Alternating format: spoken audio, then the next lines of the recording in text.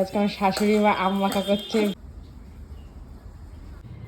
একটুখানি চিনি দিলাম, আবার একটু লবণ দিলাম, লঙ্কাটা ঢেলে নেব, কাঁচা লঙ্কাটা।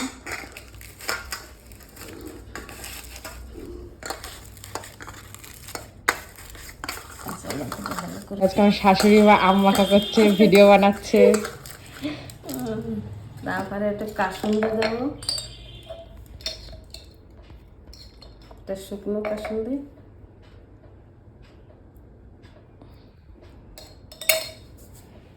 এই আমটাকে ভালো করে মাখাতে হবে,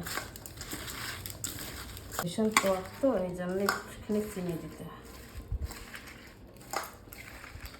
এত সুন্দর করে মাখিয়েছি, এবার একটা খেয়ে দেখো তো মামিনি, একটা খেয়ে দেখো, তোমার জিভের জলটা আগেই আসবে। দেখো লবণ হয়েছে কিনা,